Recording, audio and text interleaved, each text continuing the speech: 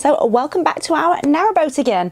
I'm currently waiting for a cratch cover man to measure up for the back and the front, bow and the stern, and I thought I'd quickly film a tour as quickly as possible anyway to give you an idea of what kind of condition this boat is in, what plans I'm going to do, and I'd love any tips and advice of what you would do as well, because some things I have ideas, but now we've spent about 5 nights on it, I'm now thinking maybe I don't need to do that or the other, but I suppose you get a different perspective. Right, let's get started. The key things that you'll probably want to know about this boat is that it's a 57-foot reverse layout narrowboat, and it was built in 2011. And with it being a reverse layout, that means I'm currently stood in the kitchen, and the kitchen is at the back. So the first thing that I thought when I saw it was the kitchen seemed quite small. We've used it quite a few times, even cooked a roast dinner, and actually I'm quite impressed with how spacious it seemed to be. There is a space for a washing machine just under here, because obviously we want to try and future-proof it for living long term. Oh, but luckily it's already got the water feed under there and the waste attachment. Now initially we thought this was a 240 volt fridge, but somebody's written on the back it's 12 volt. It seems to have been rigged up for that anyway, but if we ever broke this, we've been looking at newer ones and they're about £1,000. So yeah, we're going to look after this. It's got a couple of chips and stuff on it, but that kind of price, and it works at the moment. We're just going to have it as it is. There's chips in there. We've got a sink with a rinser just here, and this is definitely something that I want to replace eventually because it's very scratched and dull. But in terms of the kitchen worktop, I personally think this has seen better days. So the first thing that I thought when I saw this was, rather than restoring it, I wanted to rip it out completely. But I've been convinced to leave it for now and just oil it. And this is where the hob area is. And if you look closely, it's come away, it's wobbling, and this actually isn't attached properly to the kitchen unit. So when I refinish the worktops for this year, I'm going to fix the join, but it doesn't separate at the back at the same time, and that's why I don't want to take it out and biscuit join it. I'm just going to put a mending plate under there and a resin fix. So that's a job that will be coming probably in the next month or two. Now this is some sort of work saver thing above the hob, and I'm not overly keen, but at the moment I do appreciate the space. The edging is just some gaffer tape, and I think this is some sort of like Fablon, which also matches the fridge freezer. But if you take it off and put it away, we have a 4 hob burner. Again, this is something that I wanted to replace because I thought it looked dated with the rest of it. But I know that once I've restored the worktops, it actually might look like a nice shaker kitchen. Although a downside to it is that it doesn't ignite unless it's on a 240 volt. So I've got one of these that I love anyway, because I hate fire and the possibility of burning myself. So that's how I'm currently lighting it when the inverter's not on or it's not connected to the mains. Now we do love a coffee in the morning, so at the moment I'm using a very basic coffee maker from home because I've got coffee grounds in the cupboard above, but we now only buy coffee beans for one of those bean to cup machines at home, so that's why I'm just using this for now. I do have a cafetiere, a stainless steel one, but I do miss just popping these papers in. It's just a lot less mess. And a kettle, which is a 1 cup kettle, it'll only boil 1 cup of boiling water at any one time. Again, from home, but that's just there if we're hooked up to the mains.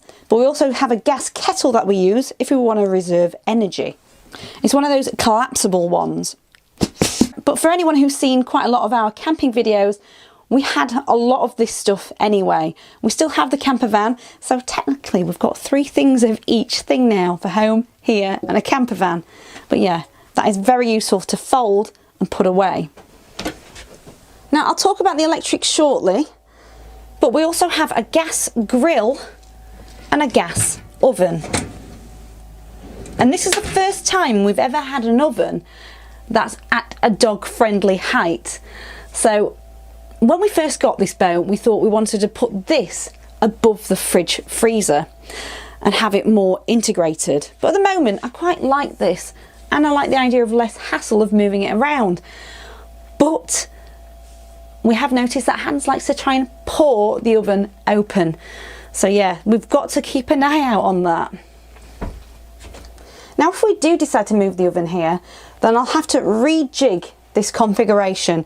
At the moment, this cupboard has our plates and bowls and cups in here, and a backup coffee percolator. I don't know what you call these. I've had it for years though. And maybe leave the position of the microwave, but that might also mean compromising on the size of the fridge freezer. And I eat a lot of fresh vegetables, so yeah, that might be an issue for me. I've also been impressed with the amount of storage that I've had underneath here. So this is where I keep all of the pots and pans at the moment, and I've got these baskets. In fact, you'll see I bought these to do a veg rack, but I've decided to go for the smaller ones. And I've got cleaning products in here.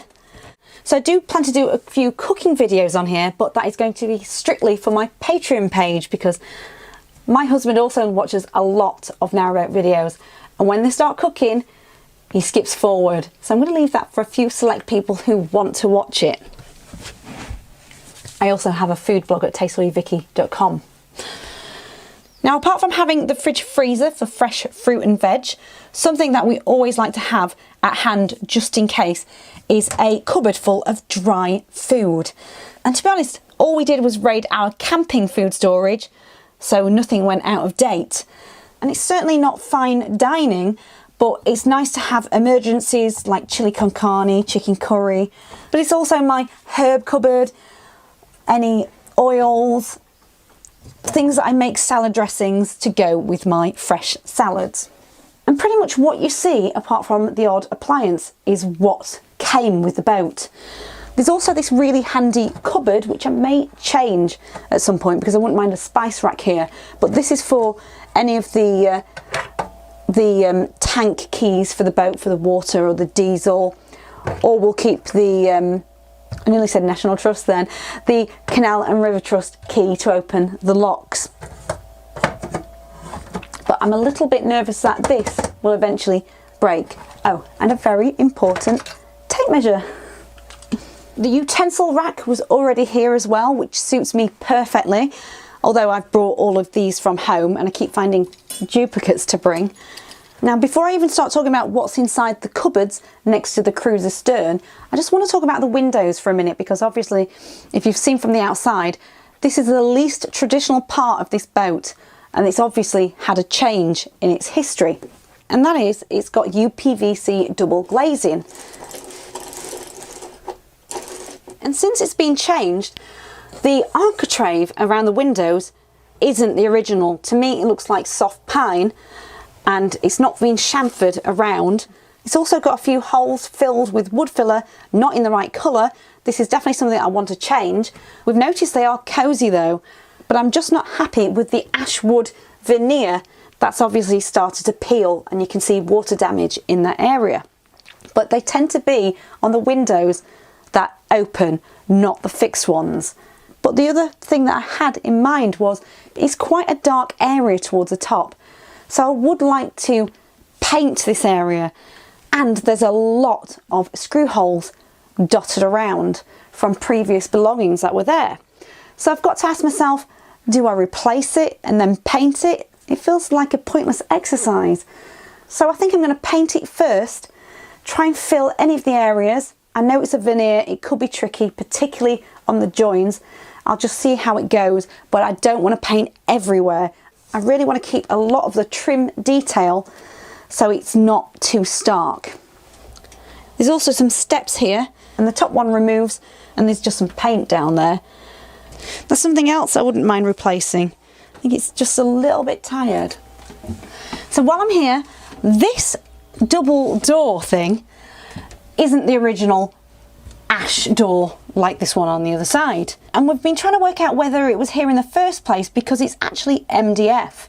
And what we can't stand about it is there's a light switch behind here to control the kitchen area. But it's a really awkward position because the cupboard door doesn't open fully. So if you want to turn the light on and off, you've got to open that, reach here, and then close it. So I was going to replace this and actually buy myself a router bit to replace it properly, but now we're thinking it shouldn't be there at all. So I think we're going to take that off and we can have better access to all the distribution panels. Oh, and that's that awkward light switch that I struggle to get to. And then below, you've got the 12-volt distribution panel. Now, I don't know why it says the Peacock, whether that came from another boat called the Peacock or it's just a brand name. No idea. Yep, we've got a radio, a 2.7 kilowatt inverter. So while we're away from the mains on the marina, that's going to help us power our laptops, our Alexa on board, and our big TV that we can't live without. And a battery charger on the right. And Hans's very important dog supplies. Next, for the left-hand cupboard, this is basically where we keep our coats. I don't really know what those are for yet. A lot of this stuff was left behind. Another PowerPoint, a really useful mooring pin system that we've bought recently that twists into the ground with this.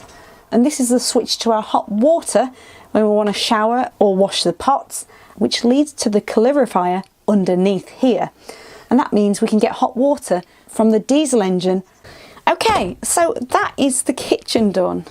At the moment for rubbish, we're currently just utilising the original key hook thing that was here and just recycling carrier bags and putting them in there. There is a space underneath this worktop which is cut on an angle, but we're currently using that for Hans's water and food. So once I've done some cooking in the kitchen, this is where I like to come and eat. I sit down at this large L-shaped dinette, and this also turns into a bed. Part of me doesn't want to do that right now. Let's do it. That is stiff. Oh my God. No. Ah, finally. Oh God, it's not ideal. Well, that's not going to happen. So this is just one of the storage lids. There's another load that go along the length of the bed. I just pull it up and there is a load of tools. And then there's power tools and stuff further along.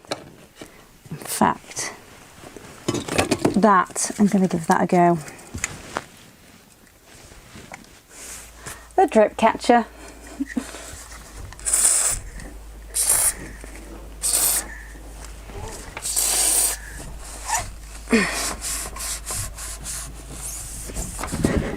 Straight away. Yay!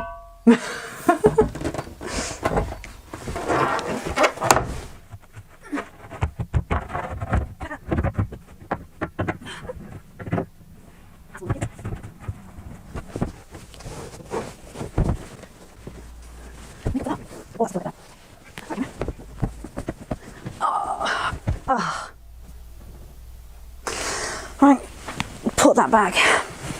So now we're in the lounge area, just past the dinette, and I'm in front of a bookshelf which was already here, and this is definitely going to go. It's really useful at the moment because we've been storing tools as we've been doing odd jobs, but it's also sagging, which tells me it's just too long, there's no support here. But what I'm going to do is take this down and design a pull-out desk so my husband can work here while I work at the big table. Then next to me here is some floating wall shelves that don't feel that stable, and plus I can't really see a big use for them. So I'm going to take those down at some point as well and put something else there. Don't know what yet though. And just above here is the big TV. There was a TV here before, including the bracket, but instead we took it down and put our favourite type of TV on, the kind with ambient lighting at the side. For heating, there's two radiators here. And what I like about this area is it's quite open plan. We haven't got a sofa in here or anything, but we do have this old man chair, which I like to call it, which Hans loves, and it's actually an IKEA one that was left here from the previous owners. But we are planning to get rid of this and have 2 reclining chairs, because I like to do exercise in the morning and I want to do it in this spot, move things out of the way, and then we can put these back. So now the IKEA chair is directly in front of me. It faces towards this Morso multi-fuel stove. We need to sand it down and repaint this, but it's been really useful, and we've got a few logs here, compressed sawdust logs, and we've also cooked a couple of things on there as well. But this gets really toasty. It does get a little bit smelly, but I think yeah, it's nice to be able to burn some wood if we've got it. It's just nice to have. Then we have this shelf, which is sort of like in the centre or the heart of the room. But the internet is something that we've done on this boat, and we had to access behind here where all the cables are. But I'm going to show you that in another video, because underneath here is the TV stuff. It was a bit tricky, but above there is where the aerial and the internet lead to outside. Let's go to the bathroom, shall we? Now this bathroom is a walk-through bathroom, and we've never been on one of these on a hire boat. So let's pop you somewhere, plop. So I've just walked through this door here, and here is the sink. The tap currently has a drip catcher. This is another job we're going to sort out soon, because it's dripping from the handle. And I've tried to unscrew this to replace the cartridge. I think it's easier just replacing the whole thing. So I've got a new tap under here waiting for me to sort it out. Some storage under here, speed fit plumbing. I felt in control when I saw that. And the toilet under here is a cassette toilet. We've been on hire boats before where we've looked for a pump out and we've not been able to find them, albeit it was Christmas week. But we like the idea of this, where we can have a spare one just in case, which we have bought, and then empty it when we find an Elson point. Now when we had a survey done just before we bought it, there were a few things that needed to be done.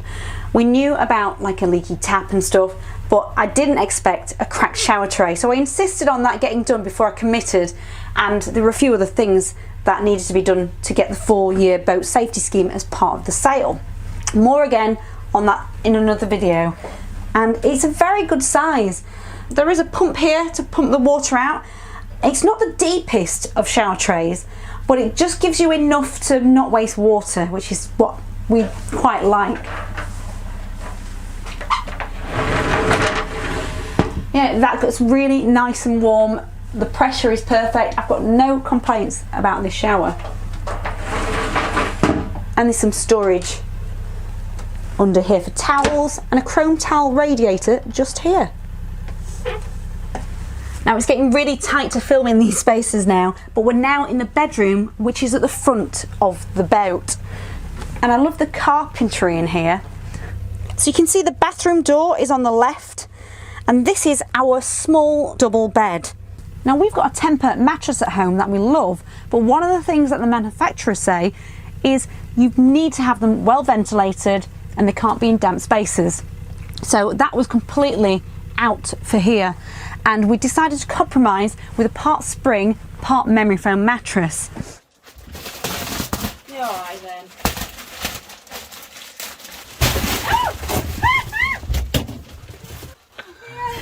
Underneath we still have a breathable membrane underneath as well, so we'll keep an eye out on that, but it's very cosy and it's me that gets the squish side at the end.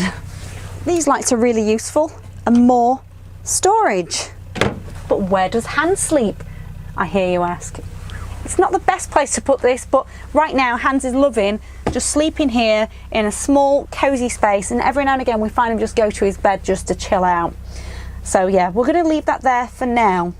Now I know this is a terrible camera angle, but it's so light, making the camera really dark. But here's the wardrobe at the just past the foot of the bed, and there's more electrical points inside here, but it seems to be spacious enough for us. And further down is where we've been putting our Hoover and a few little bits and possibly some sort of exercise mat for me. And then another wardrobe in here. The water pump is directly under here.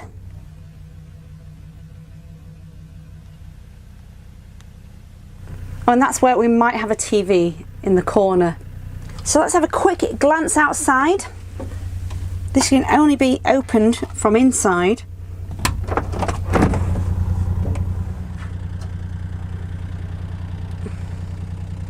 It also has a 38 horsepower diesel engine. So hopefully that's covered everything, but if you've got any questions, feel free to let me know below and I'll do my best to answer. And yeah, there's definitely a few upcoming projects to do on renovating and fixes because I don't want a leaky tap. Anyway, hopefully I'll see you in my next one. Thanks for watching. Bye.